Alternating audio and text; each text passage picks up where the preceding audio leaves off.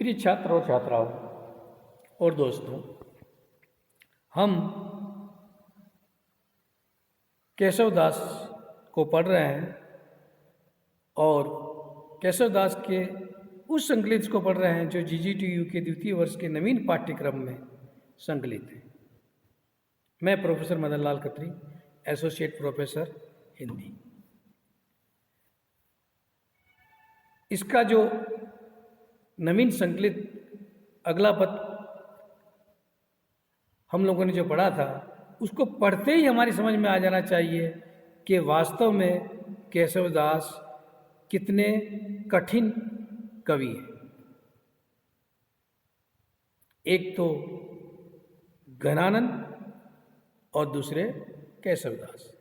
वैसे ब्रजभाषियों के लिए ये चीज़ें आसान होगी क्योंकि उनके ब्रज भाषा के शब्द हैं। शायद अब तो काफ़ी परिवर्तन आ गया, 500 वर्ष पूर्व की बात है ये, 1700 ईस्वी 1700 1900 तक, अभी 300-400 वर्ष तो मान ही लो। तो इनकी काव्य की कलिष्ठता, दुरूहता, अर्थ निकालने की जो इनकी जो अर्थ, इनका जो काव्य का अर्थ निकालने का जो कलिष्ठता है, जो कठिनाई है, उसी के कारण इन्हें कठिन काव्य का प्रेत कहा जाता है। ये उपमान उपमेय भी ऐसे विचित्र लाते हैं कि समझना थोड़ा कठिन हो जाता है।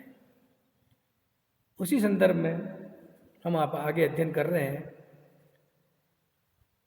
अगले पद का।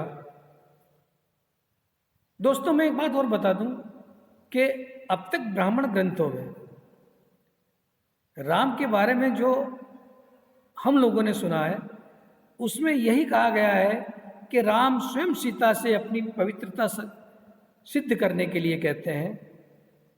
लेकिन यहाँ केशव दास की रामचंद्रिका में इतना परिवर्तन है कि राम ने कभी सीता को अपनी पवित्रता सिद्ध करने की बात नहीं कही है, कही है। यहाँ सीता स्वयं ही अपने को पवित्र साबित करने का प्रयास कर रही है। और पवित्र साबित करने का क्या प्रयास कर रही है, ऐसा कुछ है भी नहीं वर्णन कि पवित्र साबित पूछा जा रहा है या साबित कर रही है। एक वर्णन किया है इन्होंने कि रावण की मृत्यु के बाद जब लंका पर विजय हो जाती है, तब हनुमान जी सीता को लेने जाते हैं और उस समय सीता पति से मिलने जा रही है, तो उनके श्रृंगार का वर्णन है। सवस्त्रा, सुंदर वस्त्रों से युक्त।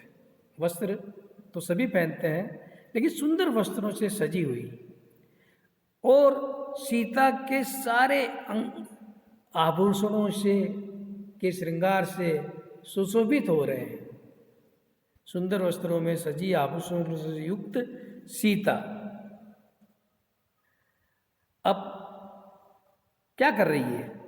ऐसी सुंदर दिखाई दे रही है, कैसी? मानो साक्षात लक्ष्मी है। देव देवी विमोह है, और उन्हें देखकर देवी देवताओं के मन में भी मोह उत्पन्न हो जाता है, अर्थात देवी देवताओं को भी वे मोह लेती है। आगे कवि कह रहा है, पिता अंक जो पाठ्य पुस्तक में कहीं भंग छपा है, भंग शब्द ऐसा कुछ नहीं है, अंक होना चाहिए कि पिता अंक जो कन्या शुभ्र गीता, पिता की गोद में रही हुई कन्या शुद्ध गीता की तरह पवित्र होती है। पिता की गोद में कोई भी पिता हो, उसकी गोद में रही पुत्री शुद्ध और पवित्र होती है। यहाँ शुभ्र गीता, शुद्ध गीता का नाम से तुलना की है, हम शुद्ध ही ले लेते हैं, पवित्र ही ले लेते हैं, पवित्र होती है।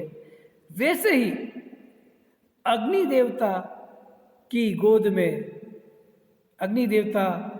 गोद में बैठी हुई सीता भी पवित्र दिखाई दे रही है या सुंदर दिखाई दे रही है। अब सीता जब राम के पास जाती हुई है, उस समय कैसी दिखाई दे रही है, उसका मनोरम चित्रण यहाँ भी केशव दास ने किया है। उपमा भी कहाँ से ढूंढ के लाए। किसी नारी की सुंदरता के लिए इतने वीर रस से पूर्ण या रोद रस से पूर्ण तुलनात्मक अध्ययन, तुलनात्मक वर्णन तो केशवदास ही कर सकते हैं। महादेव के नेत्र की पुत्रिका से शिव को तो आप सब जानते ही हैं और उनकी तीसरी आंख के बारे में भी सुना है। यहाँ कहीं तीसरी आंख का उल्लेख नहीं है, लेकिन सीता महादेव की, शिव जी के तीसरे नेत्र की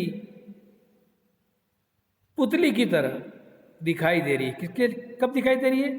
अग्नि की गोद में अग्नि के साथ, अग्निदेव के साथ जाते हुए, क्योंकि तीसरे नेत्र से भी ज्वालाएं निकलती है, तो वह भी ज्वाला के साथ है। और दूसरा जो इन्होंने उदाहरण दिया है वो दिया है कि संग्राम भूमि में चंडिका से संग्राम, असुरों के साथ युद्ध करती हुई चंडिका से भी तुलना करते हैं। ये सारे रौद्र रस या वीर रस के उदाहरण, और वो सारे उदाहरण ये सजी धजी अपने प्रीतम से मिलने जा रही सीता के लिए उदाहरण, ये उपमा के रूप में ले रहे हैं ये केशवदास जी के संग्राम भूमि में चंडिका से असुर के साथ युद्ध करती हुई साक्षात चंडिका जैसी दिखाई दे रही है। यानी चंडिका जब असुर के साथ युद्ध कर रही थी तो उसके चारों तरफ जो तेज था, वो तेज से युक्त अग्निदेव तेज की तरह दिखाई दे रहे, मानो सीता के चारों तरफ अग्नि ही अग्नि हो, तेज ही तेज हो। या फिर मनोरत्न सिंहासन स्था सची है, या फिर वह ऐसी दिखाई दे रही है कि मानो रत्नों से जड़े हुए, रत्न भी बहुत ज़्यादा चमकते रहते हैं, मोती, पन्ना, हीरा आदि रत्न जो हैं, इनसे जड़े हुए सिंहासन पर बैठी हुई साक्षात देव साम्राज्ञी सची हो। तो इस तरह से सीता दिखाई दे रही है। सची का भी बात तो समझ में आई, बाकी ऊपर की दोनों जो पंक्तियां हैं वो देख के आपको पता चलता ही होगा कि केशवदास किस तरह से, मतलब दूसरों से हटकर है और किस तरह से उपमाएं या अलंकारों का और रसों का प्रयोग करते हैं। कीदो रागिनी राग पूरे रची है। अब तुरंत ही उन्होंने अपनी उपमा बदल दी, कीदो। यहाँ फिर कीदो और की ऐसे जब शब्द आते हैं तो संदेह अलंकार हो जाता है, उपमा भी इसके अंदर संदेह अलंकार भी है। या फिर सीता ऐसी लग रही है कि सभी रागों से भरी हुई कोई रागिनी हो, गीत संगीत वाली रागिनी की बात हो रही है, रागों में जो गीत गाए जाते हैं, तो सभी रागों से भरी हुई कोई रागिनी हो, इस तरह सीता दिखाई दे रही है। अगला पद हम पढ़ते हैं, अंतिम है, वह है राम राज्य वर्णन। राम राज्य वर्णन इनका भी बहुत ही सुंदर है और समझना तो इससे भी ज़्यादा कठिन है। जितना सुंदर है उतना ही समझना कठिन है। ये बार बार मैं कठिन इसलिए कह रहा हूं क्योंकि अक्सर कठिन काव्य का प्रेत, कठिन काव्य का प्रेत कहा जाता है, तो उसके कारण यही है कि वे दूसरों से हटकर नवीन प्रयोग करने के ज़्यादा उत्सुक हैं और करते भी रहे हैं। अब यहाँ भावे जहां व्यभिचारी वेदे रमे पर नारी, राम राज्य में व्यभिचारियों का क्या काम?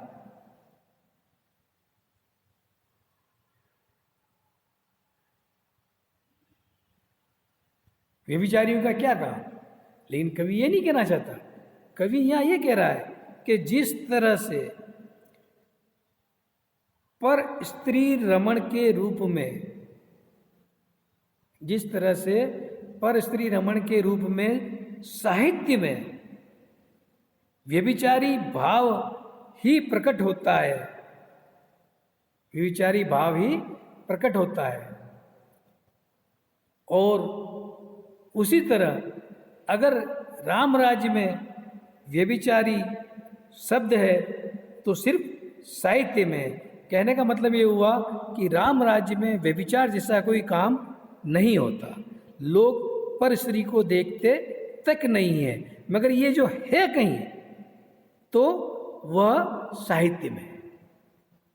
किसमें है? साहित्य में है, क्योंकि व्यभिचारी जो विभाव अनुभाव स्थायी जो भी है, विभाव अनुभाव व्यभिचारी भावा संयोगात रस निष्पत्ति, उसमें जो व्यभिचारी भाव है वही भाव यहाँ उसकी बात की गई है, वास्तविक व्यभिचारी पुरुष की बात नहीं की गई है। और आगे कह रहे हैं द्विजगण दंडधारी चोरी पर पीर की। दंडधारी, वहां किसी को दंड नहीं दिया जाता। दंडधारी यानी दंडी शब्द जो है, दंड धारण करने वाला, सिर्फ द्विजगण ब्राह्मण वर्ग को ही कहा जाता है। यानी यहाँ ब्राह्मण वर्ग ही दंड धारण करता है। दंड शब्द लकड़ी के एक टुकड़े को कहते हैं जो ब्राह्मणों या साधु संतों के हाथ में होता है। और कोई दंडित हुआ हो ऐसा रामराज में व्यक्ति नहीं है। दंड शब्द सिर्फ वही प्रयोग में आता है। चोरी पर पीर की। और कवि कह रहा है कि चोरी जो होती है वह कोई चोरी नहीं होती वहाँ, लेकिन एकमात्र चोरी होती है दूसरों की पीड़ा की। लोग दूसरों की पीड़ा हरना चाहते हैं, चुराना चाहते हैं, दूर करना चाहते हैं। तो चोरी भी है तो एकमात्र यही है चोरी। फिर से देख लो, द्विजगण दंडधारी, वहाँ ब्राह्मण वर्ग दंड धारण करता है और किसी को दंड नहीं मिलता। यानी कवि कहना चाह रहा है कि राम राज्य में किसी को किसी अपराध का दंड देने की आवश्यकता ही नहीं पड़ती, क्योंकि कोई अपराधी होता ही नहीं है। दंड शब्द का प्रयोग केवल ब्राह्मणों के हाथ में रखे जाने वाले दंड के लिए ही होता है। और वहाँ चोरी भी होती है, किंतु चोरी दूसरों की पीड़ा की चोरी ही है। तो केशवदास यहाँ भी कहना चाह रहे हैं कि लोग पर पीड़ा की चोरी करते हैं, अर्थात से दूर करने का प्रयास करते हैं। केशवदास का ऐसा ही जो वर्णन है वो कभी पढ़ते, हम लोगों ने अलंकार के उदाहरण में मैंने पढ़ा है कि मूलन की ही अधोगति जहाँ केशव। और एक और शब्द था होम हुतासन धूमे नगर एके ना मलिनाई। यानी राम राज्य में सिर्फ अग्नि का ही धुआं था और कहीं गंदगी या प्रदूषण नहीं था। उस समय भी प्रदूषण की बात हुआ करती थी। चलो खैर वो अलग पद है, हम तो यहाँ बात कर रहे हैं इस पद की, रामराज वर्णन के। अब आगे कहता है कवि कि यहाँ मानिनहि के मन मानियत मान भंग। यहाँ किसी की सम्मान का, स्वाभिमान का, सम्मान का भंग नहीं किया जाता, किसी का अनादर नहीं किया जाता। केवल मानिनी, केवल सब किया नायिका के मान भंग की ही कोशिश होती है। अर्थात फिर से देखना ध्यान से, अर्थात सब किया रूठ जाती है और रूठ कर बैठ जाती है, तब नायन उसे मनाने का प्रयत्न करता है। ये है मान भंग करना, नायिका का मान यानी उसका रूठना दूर करना, रूठी हुई नायिका को मनाने के प्रयास करना, इसी मान भंग कहा है। और दूसरी तरह का किसी व्यक्ति का, किसी बुजुर्ग का या किसी का मान भंग नहीं होता। दूसरा आगे पद है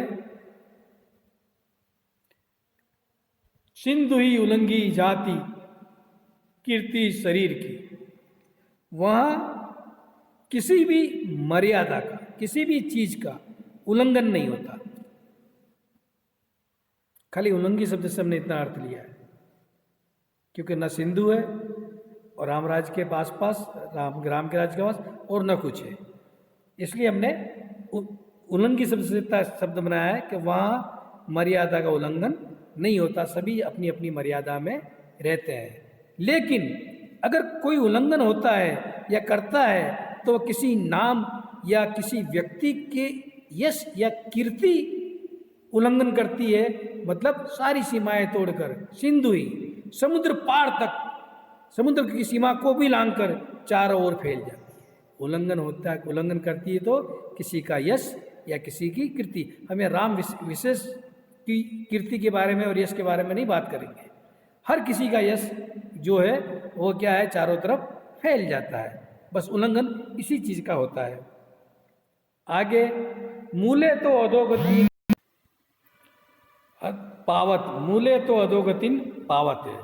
केशवदास यहाँ कहना चाह रहे हैं कि मृत्योपरांत, नीचे लिखा है मीचू ही सो वियोग इच्छा, मीचू ही सो है वियोग इच्छा गंगा नीर की। केशवदास यहाँ कहना चाह रहे हैं कि मृत्यु के उपरांत किसी की भी मनुष्य की अधोगति यानी पाप योनि में पतन नहीं होता, अर्थात वृक्ष की जड़ें ही पतन की तरफ जाती है, नीचे की तरफ जाती हैं, और कोई मृत्यु उपरांत मतलब अधोगति नहीं पाता। और दूसरा ये कहना चाह रहे हैं कि सबका उद्धार हो जाता है। तात्पर्य यह है कि सभी मनुष्यों का मोक्ष प्राप्त हो जाती है, उनका उद्धार हो जाता है, और लोग वियोग इच्छा गंगा नीर की, लोग अब गंगा जल की इच्छा भी त्याग चुके हैं। फिर से सुन लो कि मृत्यु के उपरांत मरने से पहले लोग गंगा जल पान करते हैं या गंगा का स्नान करते हैं। गंगा का मतलब हर तरह से महत्ता है गंगा जल की, गंगा की, कि वह उद्धार करती है। तो यहाँ उद्धार के लिए लोगों ने गंगा जल का भरोसा करना छोड़ दिया है, मतलब दूर कर दिया है। क्यों? कि राम राज्य में मृत्यु उपरांत किसी का पतन होता ही नहीं है, कोई अधोगति जाता ही नहीं है, मतलब कोई नरक में नहीं जाता, सभी का उद्धार हो जाता है, सबकी मोक्ष हो जाती है, मोक्ष को चाहे स्वर्ग को, जो भी कहते हो, दोनों में थोड़ा अंतर है। और आगे कवि कह रहे हैं कि अगर वहाँ वासना आदि जो है वो क्या है, बांझ है, बंध्या बांझ। बंध्या और बांझ का अर्थ मैं इसलिए कहना चाह रहा हूँ कि वह जो वासना आदि है उसके जो उससे उत्पन्न जो शुभ या अशुभ फल मिलते हैं, कर्मों के जो फल मिलते हैं वो नहीं मिलते, वो फल से परे है, शुभ अशुभ फल से परे है। और वह ऐसी हो गई है मानो क्या हो गई हो, कोई वासना रूपी सुंदर वाटिका उजड़ गई है, विधवा हो गई सो वाटिका। विधवा होने का मतलब उजड़ जाना, वाटिका का विधवापन और क्या हो सकता है। यानी वासना रूपी सुवाटिका भी क्या हो गई है, अब उजड़ गई है और बांझ हो गई है। यानी कोई फल शुभाशुभ फल नहीं भोगने पड़ते और ना ही वह देती है लोगों को। राम राज्य की बात हो रही है। आगे फिर कह रहे हैं ये कि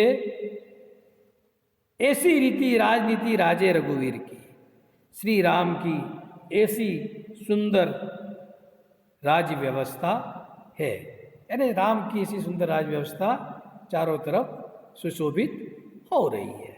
इस तरह से हमने मित्रों, छात्रों और साथियों यह संकलित केशवदास का जो संकलित अंश है वह आज पूर्ण हुआ। अब हम आगे के कवि के बारे में अध्ययन करेंगे।